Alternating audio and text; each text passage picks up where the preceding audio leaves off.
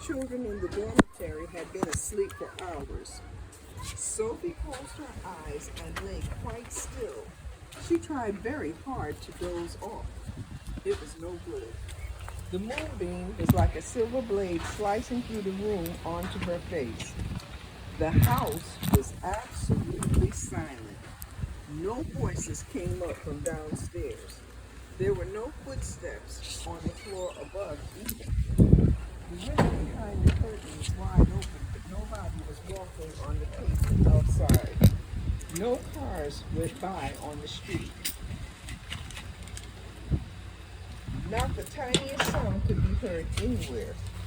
Sophie had never known such a silence. Perhaps, she told herself, this was what they called the witching hour. The witching hour, somebody had once whispered to her, was a special moment in the middle of the night when every child and every grown-up was in a deep, deep sleep, and all the dark things came out from hiding and had the world to themselves. The moonbeam was brighter than ever on Sophie's pillow. She decided to get out of bed and close the gap in the curtains. You got punished if you were caught out of bed after lights out, even if you said you had to go to the bathroom. That was not accepted as an excuse, and they punished you just the same.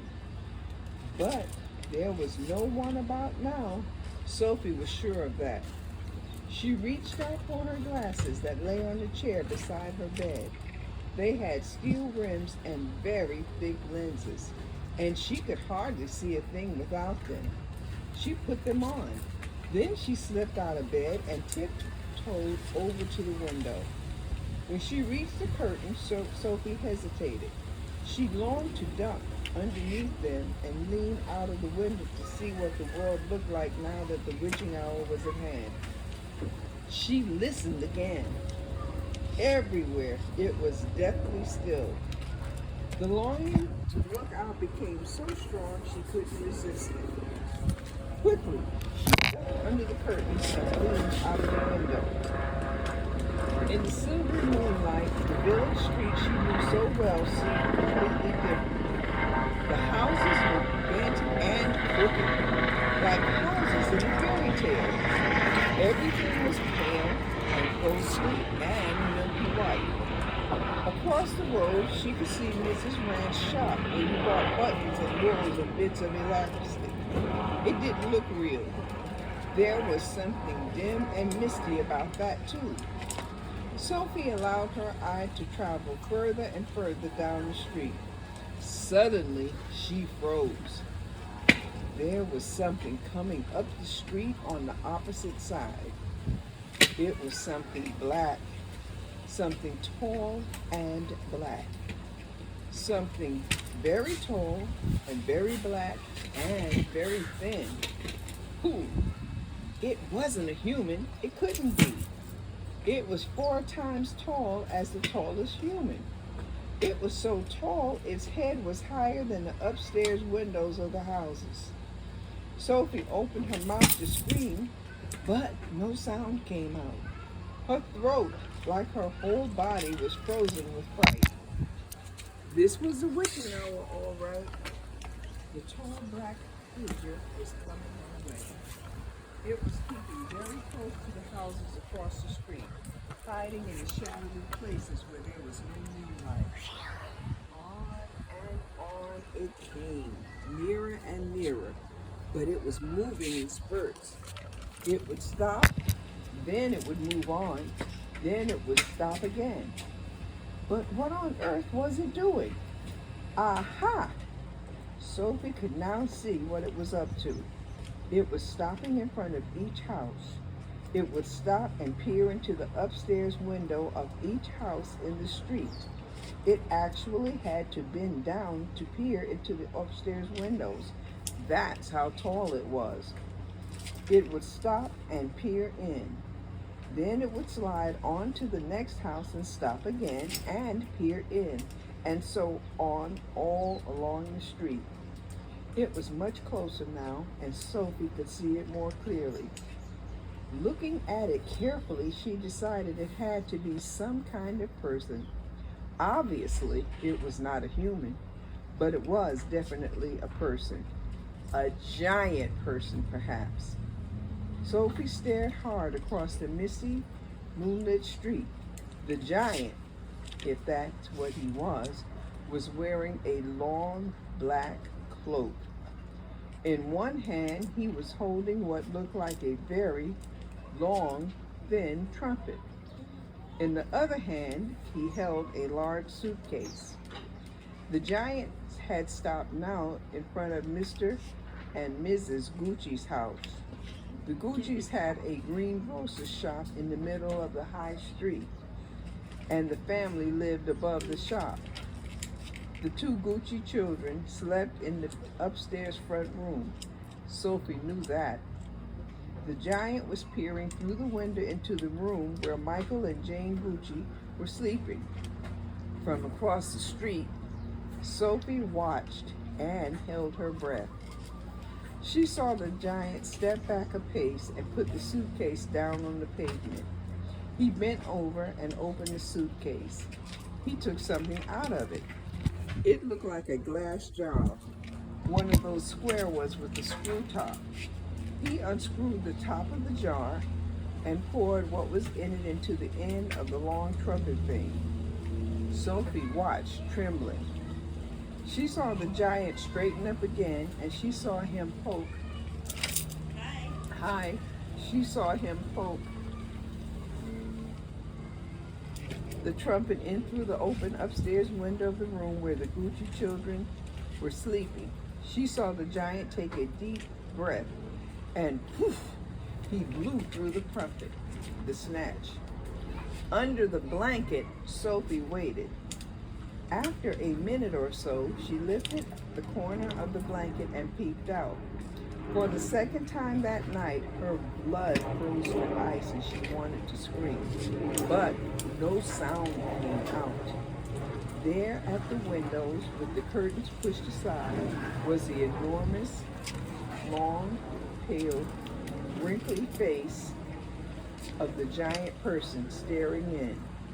The flashing black eyes were fixed on Sophie's bed. The next moment, a huge hand with pale fingers came snaking in through the window. This was followed by an arm as thick as a tree trunk, and the arm, the hand, the fingers were reaching out across the room towards Sophie's bed. This time, Sophie really did scream, but only for a second, because very quickly the huge hand clamped down over her blanket and the scream was smothered by the bedclothes. Sophie, crunching under the blanket, felt strong fingers grasping hold of her, and then she was lifted up from her bed, blanket and all, and whisked out of the window.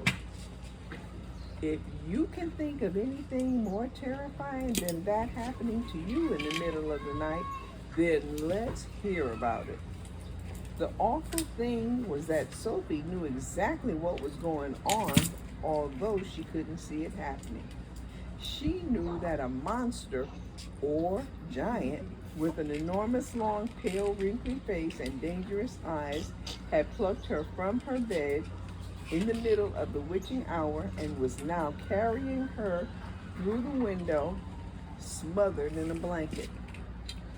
What actually happened next was this. When the giant got Sophie outside, he arranged the blanket so he could grasp all four corners of it at once in one of his huge hands, with Sophie imprisoned inside. In the other hand, he seized the suitcase and the long trumpet thing, and off he ran. Sophie, by squirming around inside the blanket, managed to push the top of her head through a little gap just below the giant's hand. She stared around her. She saw the village houses rushing by on both sides. The giant was sprinting down the high street. He was running so fast his black coat was streaming out behind him. This is how he looked. It's night. Everything looks black at night. Have you ever looked out? Do you like the book I chose? No. Mom, do you like this book so far? But at night, if you ever look out the window, that building is gray, sky is blue. When you look out at night, it looks black. Unless the light is on. Then, yeah. I think I got it from the class. I read it, and then we had this auction where we would get tickets for being good, and the teacher put that up for the auction. Okay. Like cars. Yeah, and I got Like it. the wings of a bird. Each stride he took was as long as a tennis court. Out of the village he ran, right there. and soon they were racing across the moonlit fields. The hedges dividing the fields were no problem for the giant. He simply strode over them. A wide river appeared in his path. He crossed it in one flying stride. Sophie crouched in the blanket, peering out. She was being bumped against the giant's leg like a sack of potatoes. Over the fields and hedges and rivers they went. And after a while, a frightening thought came into Sophie's head. The giant is running fast, she told herself, because he is hungry and he wants to get home as quickly as possible, and then he'll have me for breakfast. The cave. The giant ran on and on, but now a curious change took place in his way of running. He seemed suddenly to go into high gear. Faster and faster he went, and soon he was traveling at such speed that the landscape became blurred. The wind stung Sophie's cheeks. It made her eyes water. It whipped her head back and whistled in her ears. She could no longer feel the giant's feet touching the ground. She had a weird sensation they were flying. It was impossible to tell whether they were over land or sea. This giant had some sort of magic in his legs. The wind rushing against Sophie's face became so strong that she had to duck down again into the blanket to keep her head from being blown away. Was it possible that they were crossing oceans? It certainly felt that way to Sophie. She crunched in the blanket and listened to the howling of the wind. It went on for what seemed like hours.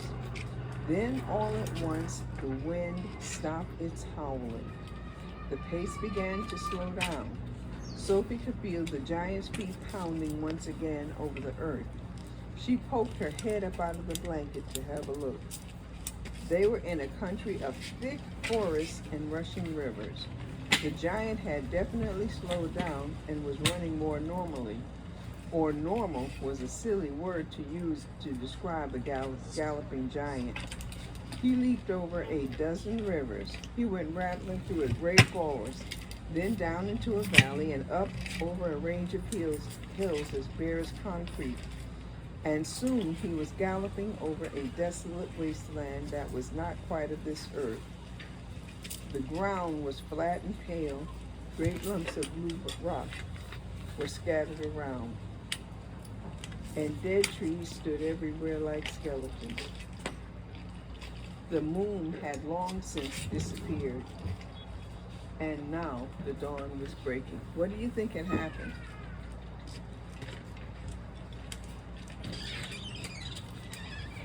Break. Okay, Sophie was a little girl who was in an orphanage.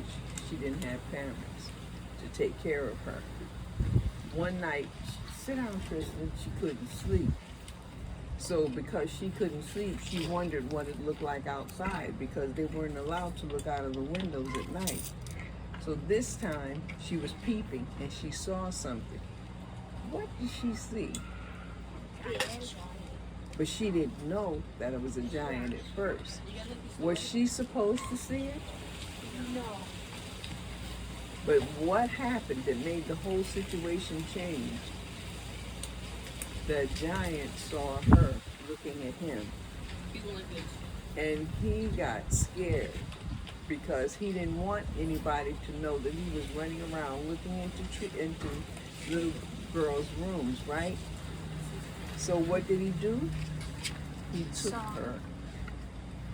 He put his hand through the window because he saw her. And he took her and put her in the blanket and took off with her so she couldn't tell anybody she saw him. So I'm going to leave that. Can I read the what's the summary? Yeah, you can read the summary. But Created by I'll a giant. The BFG is no ordinary bone-crushing giant. He is too far too nice